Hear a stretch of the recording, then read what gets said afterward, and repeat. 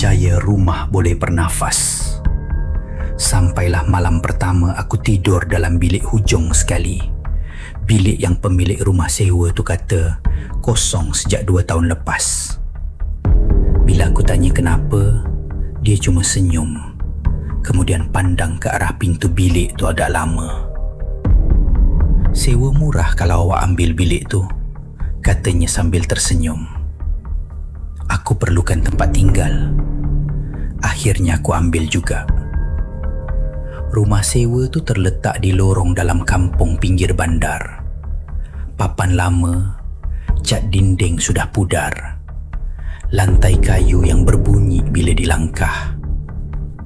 Aku pindah sendirian sebab dapat kerja baru di bandar, jauh dari keluarga.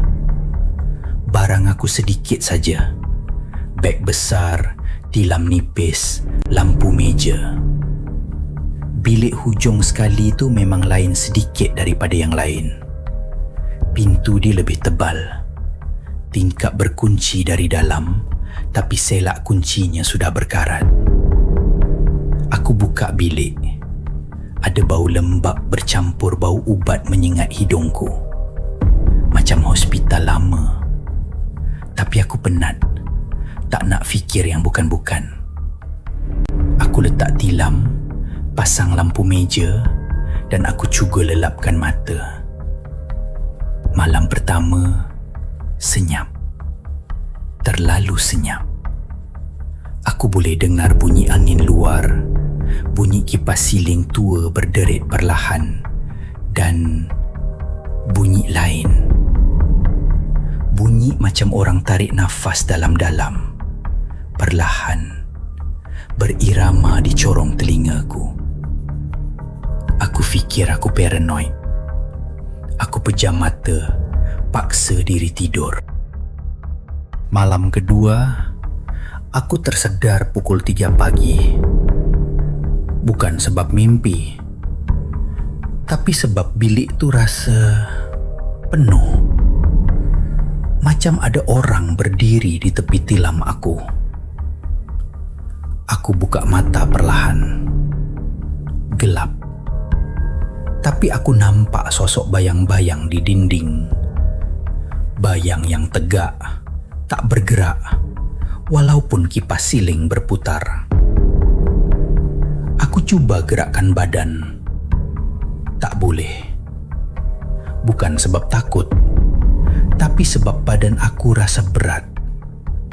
Macam ada sesuatu duduk atas dada aku. Nafas aku sesak. Aku cuba menjerit dan meronta, tapi suara tak keluar. Kemudian, bunyi bisikan perlahan dekat telinga kiri aku. "Kenapa kau tidur sini?" Suara perempuan, lembut tapi sejuk. Aku rasa bulu roma naik semua. Kipas siling berhenti seketika. Bilik jadi sejuk. Nafas aku keluar jadi wap. Lepas tu, tiba-tiba saja semua kembali normal. Kipas berputar balik. Badan aku boleh bergerak. Aku bangun, peluh sejuk membasahi tubuhku. Aku bergegas menghidupkan lampu meja. Tapi bila lampu menyala, pintu bilik yang aku kunci rapat terbuka sedikit. Keesokan harinya, aku cuba ceritakan pada jiran sebelah, seorang makcik separuh baya yang tinggal sendirian. Dia tengah menyiram pokok bunga depan rumah. Bila aku sebut pasal bilik hujung sekali, muka dia berubah. "Awak tinggal di bilik tu?" tanya dia dengan nada rendah. Aku angguk. Dia diam sebentar. Mata dia memandang ke arah rumah aku, kemudian ke arah bilik aku. Perempuan yang tinggal di situ dulu, dia tak suka orang masuk bilik dia. Malah, masa dia hidup dulu pun, dia jarang keluar. Pintu pintu selalu berkunci. Orang kata dia trauma dengan sesuatu, tapi tak ada siapa tahu apa ceritanya. Makcik tu menghela nafas panjang. Dia menyambung lagi. Kadang-kadang waktu malam, makcik dengar suara orang menangis. Lembut saja, macam orang sedih yang simpan dalam hati. Makcik tu berlalu pergi. Aku cuba lupakan cakap makcik tu, tapi malam tu aku tak boleh tidur. Aku berbaring, mata terbuka, dengar setiap bunyi. Angin, kipas, bunyi kereta lalu jauh.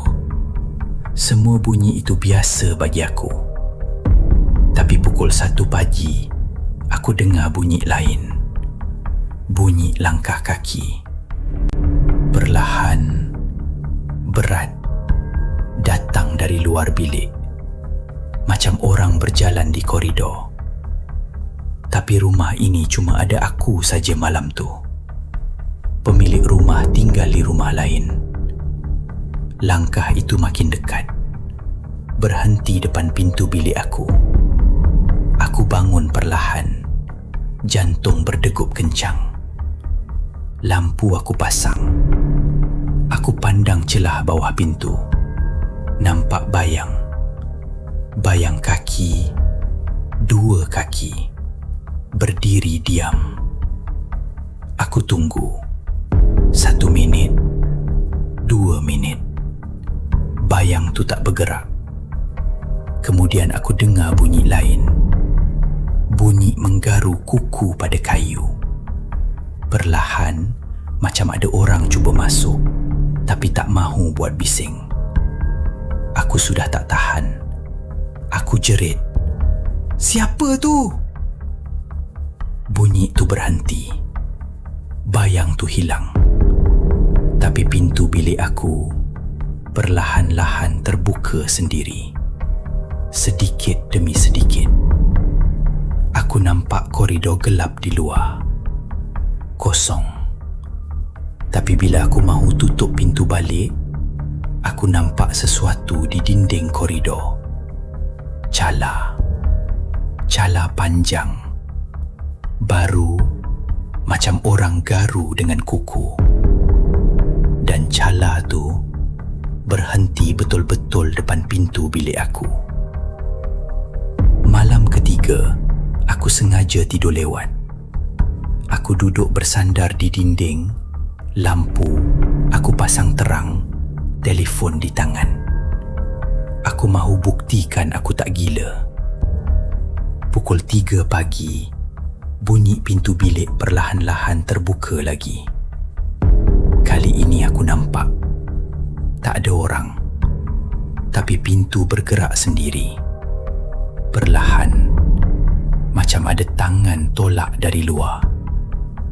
Aku bingkas bangun. Jantung bagai mahu pecah. Aku hulurkan tangan mahu tutup pintu balik. Tapi bila jari aku sentuh pemegang pintu, aku rasa ada tangan lain yang memegang tanganku. Tangan yang sejuk, lembut, tapi kuat. Aku tarik tangan aku cepat-cepat. Lampu meja berkelip-kelip. Kemudian, aku dengar suara tu lagi. "Kau tak patut ada sini." Kali ini lebih kuat, lebih dekat. Aku menoleh ke belakang dan aku nampak cermin lama bersandar di sudut bilik. Dalam cermin tu, ada bayangan perempuan berdiri betul-betul di belakang aku. Rambut panjang, baju putih lusuh. Muka dia kabur, tapi mata dia jelas. Mata yang kosong memandangku. Aku jerit, "Allahu Akbar." Aku lari keluar bilik. Pintu depan rumah aku hempas kuat-kuat. Aku keluar, berlari sepanjang lorong sampai ke kedai mamak 24 jam. Aku duduk di situ sampai subuh. Pagi itu, aku balik ambil barang. Pemilik rumah sudah ada. Bila aku cerita, dia cuma angguk perlahan. Perempuan yang tinggal di bilik tu dulu, dia meninggal dalam tidur 2 tahun lepas. Doktor kata serangan jantung. Tapi jiran kata malam sebelum tu dia selalu cakap ada orang kejutkan dia waktu malam. Ada orang minta dia keluar. Aku tak bertanya lagi.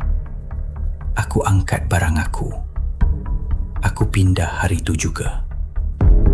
Tapi sejak malam tu, aku selalu rasa ada sesuatu yang ikut aku. Bukan nampak, tapi rasa. Setiap kali aku tidur dalam bilik baru, sesekali aku tersedar pukul 3 pagi. Dan kadang-kadang, aku masih dengar bisikan tu. Kenapa kau tidur sini? Ada tempat yang kita tak sepatutnya ganggu. Ada ruang yang kita tak patut isi. Bukan sebab seram, tapi sebab mereka sudah lama menghuni di situ. Dan bila kita masuk tanpa izin, kita jadi sebahagian daripada cerita mereka. Ini bukan kisah untuk menakutkan, tetapi peringatan bahawa tidak semua yang sunyi itu selamat.